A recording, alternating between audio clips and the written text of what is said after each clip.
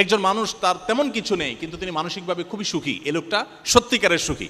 আরেকজনের সবই আছে বাট মানসিকভাবে তিনি সুখী নন, এ লোকটা প্রকৃত অর্থে সুখী নন। ফিনল্যান্ড পরপর 5 বছর ইউরোপের এই দেশটি পৃথিবীর সবচেয়ে সুখী দেশ হিসাবে নির্বাচিত হয়েছে। ফিনল্যান্ড, এদেশে মানুষের সংখ্যা সম্ভবত 55 লাখ, কম বেশি 55 লাখ মানুষের বসবাস। এই দেশটিকে বলা হচ্ছে পরপর 5 বছর তারা পৃথিবীর সবচেয়ে সুখী দেশ। কেন সবচেয়ে সুখী দেশ? তার অনেক কারণ আছে।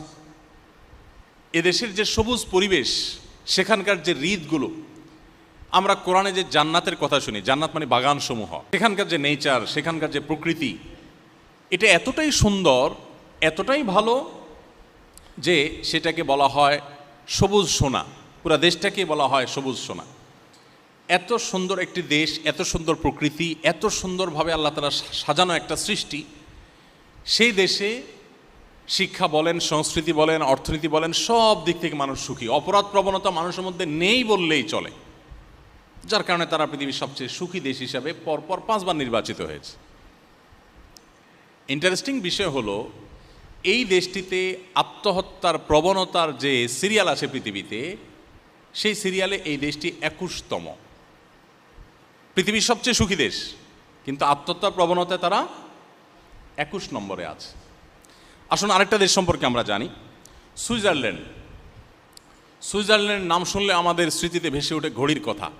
সুইজারল্যান্ডের ঘড়ি, ট্রেনের কথা, চকলেটের কথা, অনেক কিছু আছে যেগুলো পৃথিবীর অন্য অনেক দেশ থেকে তাদেরকে পার্থক্য করে দেয়। তারা সুখী দেশের সিরিয়ালে তৃতীয়। সুখী দেশের সিরিয়ালে তৃতীয় হওয়া সুইজারল্যান্ডের মানুষ সুখী, কারণ সেখানকার শিক্ষা, সংস্কৃতি, অর্থনীতি, সেখানকার পরিবেশ সব কিছু পৃথিবীর অন্য সব দেশের চাইতে ডিফারেন্ট এবং ভালো।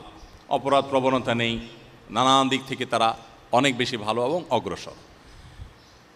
অবাক করা বিষয় হলো, এই দেশটাতে সম্প্রতি সরকারিভাবে আত্মহত্যা করার বৈধতা দেওয়া হয়েছে, অনুমোদন দেওয়া হয়েছে। অর্থাৎ আত্মহত্যা এত বেশি মানুষ করতে চায় যে এটা আর ঠেকাবার সুযোগ নেই, গভর্নমেন্ট বাধ্য হয়ে অনুমতি দিয়েছে যে যে কেউ চায় আত্মহত্যা করতে পারে। শুধু তাই নয়, আত্মহত্যা করবার সুবিধার জন্য নানা রকমের ব্যবস্থা আছে। যেমন সার্কো নামে একটা খাট, এটা আবিষ্কার করেছে তারা, যে এই খাট বা কফিন, এই কফিনে কেউ যদি একবার শুয়ে যায়, এটা তার জীবনের শেষ শোয়া হয়। অর্থাৎ খুব সহজে যেন আত্মহত্যা করতে পারেন, সেজন্য নানা রকম আবিষ্কার তারা করছে। কারণ মানুষ বেঁচে থাকতে চায় না, এত সুখী দেশ, তারপরে বেঁচে থাকতে চাচ্ছে না। এরপর আসুন, একটা সংস্থা তারা নিয়ম করেছে, তাদের সংস্থায় যারা আত্মহত্যা করতে চায় তারা সদস্য হতে পারে। সদস্য ফি $200। $200 দিয়ে সদস্য হওয়ার পর তিনি আত্মহত্যা করবেন। এই সংস্থা তাকে আত্মহত্যা করতে সাহায্য করবে। তার আত্মহত্যা যদি সাকসেস হয়, সফলভাবে তিনি যদি আত্মহত্যা করতে পারেন, তাহলে আগেভাগে তার সম্পদ থেকে লিখিত দিয়ে যাবেন $7,000 তাকে পেমেন্ট করতে হবে। কিসের জন্য? মরার জন্য। পৃথিবীর সবচাইতে তৃতীয় সুখী দেশের কথা বলছি। এরপর আসুন, একটি বই আরবিতে, এটা অনুবাদ আমি বাংলায় করেছিলাম সৌদিতে যখন ছিলাম তখন। বইটার নাম হলো রব্বি আল্লাহ, আমার রব আল্লাহ। কেন ইমানদার সুখী হয়, কেন নামাজ মানুষকে সুখের দিকে নেয়, কেন ডিপ্রেশন থেকে বাঁচার একমাত্র ওয়ে হলো নামাজ ও ইমান, রিয়েল ওয়ে, প্রকৃত উপায় যে কেন, এটা বোঝাবার জন্য বলছি যে রব্বি আল্লাহ কিতাব, এই বইটির মধ্যে একটা গ্রাফ আছে। সে গ্রাফটা হলো পৃথিবীতে আত্মহত্যার রেশিও কোন ধর্মের মানুষের মধ্যে, কোন সমাজে কতটা বেশি বা কম, এই বিষয়টাকে তুলে ধরা হয়েছে গ্রাফে। সে গ্রাফে উল্লেখ করা হয়েছে যে পৃথিবীতে সবচাইতে আত্মহত্যার প্রবণতা সবচেয়ে বেশি হলো ধর্মে অবিশ্বাসী নাস্তিকদের মধ্যে, সব দেশেই এটা। এবং এই জরিপটা যার তার জরিপ না, এটা বিশ্ব স্বাস্থ্য সংস্থার জরিপ, এবং 1 বছরের জরিপ না, ওখানে পরপর কয়েক বছরের জরিপ তুলে ধরা হয়েছে যে পরপর অনেক বছর ধরে একই রেশিও দেখা যাচ্ছে, সবচেয়ে বেশি আত্মহত্যার প্রবণতা হলো নাস্তিকদের মধ্যে। এরপর মজার বিষয় হলো, সবচেয়ে কম আত্মহত্যার প্রবণতা হলো মুসলমানদের মধ্যে। পৃথিবীতে কয়েক বছরের জরিপ তুলে ধরা হয়েছে, পৃথিবীতে সবচেয়ে কম আত্মহত্যা হয় মুসলমানদের মধ্যে। এখন প্রশ্ন ওঠে যে পার্থক্যের জায়গাটা কোথায় আসলে? পাশাপাশি আরেকটা তথ্য দিয়ে রাখি, আমার পৃথিবীতে যে সমস্ত দেশে যাওয়ার সুযোগ হয়েছে এর মধ্যে জাপান সম্পর্কে আপনারা জানেন, জাপানে আমার যাওয়ার সুযোগ হয়েছে, কোরিয়াতে আমার যাওয়ার সুযোগ হয়েছে। আপনারা জানেন যে জাপানিজরা সবচেয়ে ভদ্র, জেন্টেল পৃথিবীর।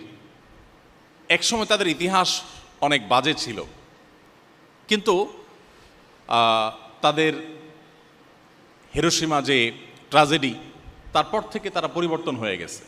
জাতি হিসাবে পৃথিবীর সবচেয়ে সভ্য, সবচেয়ে ভদ্র, সবচেয়ে জেন্টেল জাতি তারা। এবং জাপান থেকে ঘুরে আসার পর বেশ কিছুদিন যাবৎ আমি একাধিকবার গিয়েছি, যেবারই গিয়েছি সফর শেষ করে দেশে আসার পর আমার নিজেরই আচার আচরণের মধ্যে এক ধরনের পরিবর্তন আমি লক্ষ্য করতাম। অফিসে যখন স্টাফদের সাথে কথা বলতাম আস্তে আস্তে কথা বলতাম, বাসায় যখন কথা বলতাম পরিবারের সদস্যদের সাথে ধীরে ধীরে কথা বলতাম। কারণ ওখানে ওই যে মানুষ ফিস ফিস করে কথা বলে, কেউ কারো দ্বারা যেন ডিস্টার্ব না ফিল না করে, কেউ কারো দ্বারা কষ্ট না পায়, এতটা জেন্টেল তারা। বেশ কিছুদিন তাদের মধ্যে থাকলে দোকানপাট রাস্তাঘাটে গেলে নিজের মধ্যে একটা পরিবর্তন চলে আসে, এই লেভেলের জেন্টেল। এবং তথ্য প্রযুক্তিতে তারা কতটা এগিয়ে সেটা তো আর বলার অপেক্ষা রাখে না। আপনারা ইঞ্জিনিয়ারিং কলেজ স্টুডেন্ট, আপনাদের আরও ভালো জানা থাকার কথা। এই জাপানিজদের মধ্যে আত্মহত্যার প্রবণতা সবচাইতে বেশি। কোরিয়ানদের মধ্যে আত্মহত্যার প্রবণতা সবচাইতে বেশি। এত বেশি আত্মহত্যার প্রবণতা এমনকি জার্মানিদের মধ্যে, ওই রব্বি আল্লাহ বইয়ের মধ্যে লেখা আছে যে অস্ট্রেলিয়াতে একটা ব্যাগ আবিষ্কার করা হয়েছে, লাইফ ব্যাগ না কি যেন নাম, এটা জাস্ট সেট করবে আর আত্মহত্যা হয়ে যাবে। আত্মহত্যার জন্য যে কত রকমের কসরত এবং প্রচেষ্টা। এখন আমার প্রশ্ন হলো, পৃথিবীর সবচাইতে সুখী দেশ, পৃথিবীর সবচাইতে আপনার সুন্দর দেশ হওয়ার পরও মানুষ বেঁচে থাকতে চাচ্ছে না কেন? কারণ একটাই, যে সব কিছুই আছে, মানসিক প্রশান্তিটা আসলে নেই। নবী করিম সাল্লাল্লাহু আলাইহি সাল্লাম বলেছেন, লাইসাল গিনা বিকাসরাতিল আরদ। পৃথিবী তথ্য প্রযুক্তির উন্নতির চরম শিখরে পৌঁছে যেতে পারে, নানা রকমের আবিষ্কার দিয়ে পৃথিবীর মানুষের জীবনযাত্রাকে পানির চাইতে সহজ করে ফেলা হতে পারে, বাট এর কোনোটি মানুষকে সুখী করবে না, এর কোনোটি মানুষকে মানসিক প্রশান্তি এনে দিবে না।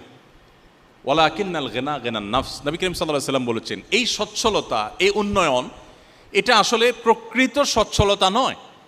আসল এবং প্রকৃত সচ্ছলতা হলো মানুষের মানসিক প্রশান্তি।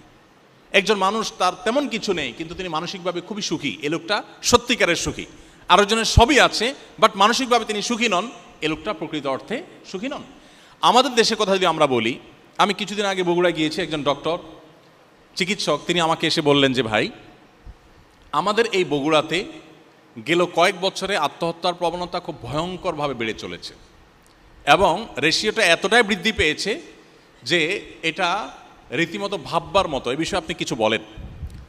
আপনারা অনেকেই জানেন যে করোনাকালীন সময়ে শুধুমাত্র বিশ্ববিদ্যালয়ের শিক্ষার্থীদের মধ্যে যেই পরিমাণ আত্মহত্যার ঘটনা দেখা গেছে এক বছরে, সেটা এর আগে 10 বছরেও দেখা যায়নি। এবং দিন যত যাচ্ছে আমাদের মধ্যে এই প্রবণতা বাড়ছে। কেন বাড়ছে? দিন থেকে, ইসলাম থেকে আমরা দূরে সরছি। যতটা দূরে সরবো তত বেশি আমাদের অশান্তি আমাদেরকে ঘিরে ধরবে। ডিপ্রেশন এখন ঘরে ঘরে, ডিপ্রেশন এখন জনে জনে, এখন প্রতিটা মানুষ কম বেশি ডিপ্রেসড। আমরা যদি আমাদের শৈশবে ফিরে চলে যাই, আমরা দেখব আমাদের বাপ চাচারা, আমাদের আশপাশের মানুষগুলো এত ভালো ছিলেন না, এত সুখে ছিলেন না। আমরা আমাদের দেশের বাস্তবতা যদি চলে যাই, 2 দশক 3 দশক আগে আমাদের দেশে এত কলেজ ইউনিভার্সিটি ছিল না, এত আপনার রাস্তাঘাটের এত উন্নয়ন ছিল না, আমাদের দেশে অনেক কিছুই ছিল না, কিন্তু মানুষগুলো তুলনামূলকভাবে এখন থেকে অনেক বেশি হ্যাপি ছিলেন, সুখী ছিলেন। আত্মহত্যা এটা কালে ভদ্রে হতো, এখন যেরকম দেখা যাচ্ছে সকাল বিকাল এরকম হতো না। এর অন্যতম কারণ হলো তাদের ভিতরে ইসলামের চর্চা কিছুটা হলেও ছিল, যেটা এখন একেবারেই নাই। সম্মানিত উপস্থিতি, নামাজ সম্পর্কে আমি বলছিলাম, প্রিয় নবী সাল্লাল্লাহু আলাইহি সাল্লাম বলতেন, আরেহনা বিহা ইয়া বেলাল। বেলাল রাদিয়াল্লাহু তাআলা আনহু ছিলেন আমাদের প্রিয় নবীর মুয়াজ্জিন। তাকে বলতেন, বেলাল তুমি আজান দিয়ে মানুষদেরকে ডাকো, একত্র করো, আমাকে একটু প্রশান্ত করো, আমি একটু নামাজ পড়ে প্রশান্তি পেতে চাই। আমরা তো ভালো খাবার খেয়ে, ভালো জায়গায় ঘুরে ট্রাভেল করে প্রশান্তি পেতে চাই, সেগুলোতে প্রশান্তি সন্দেহাতীতভাবে আছে, কিন্তু একজন ইমানদার নামাজের ভিতরে যে প্রশান্তিটা পাবেন এটা আর কোথাও পাবেন না। কিন্তু এই জিনিসটাকে ফিল করার সুযোগ আমাদের জীবনে হয়নি। এজন্য আমি অনুরোধ করতে চাই, খুজুর সাথে আপনি নিয়মিত 5 ওয়াক্ত নামাজ খুব ধীরে সুস্থে সুন্দর করে মনোযোগের সাথে পড়ার চেষ্টা করুন। আমি আল্লাহর নামে শপথ করে আল্লাহর পরে আস্থা রেখে বলতে পারি আপনার জীবনটা বদলে যাবে ইনশাআল্লাহ। আপনার জীবনটা উপভোগ করতে পারবেন আপনি, আপনার জীবনে যে স্বাদ আর তৃপ্তি আপনি অনুভব করবেন এটা আপনি অন্য কোথাও পাবেন না। এই জন্য ভাইরা আমার, 5 ওয়াক্ত নামাজ আপনারা আপনাদের কর্মজীবনে থাকেন কিংবা শিক্ষা জীবনে যেখানে থাকেন না কেন, জীবনে কখনো এটা কম্প্রোমাইজ করবেন না, নামাজের ক্ষেত্রে কোনো ছাড় দিবেন না।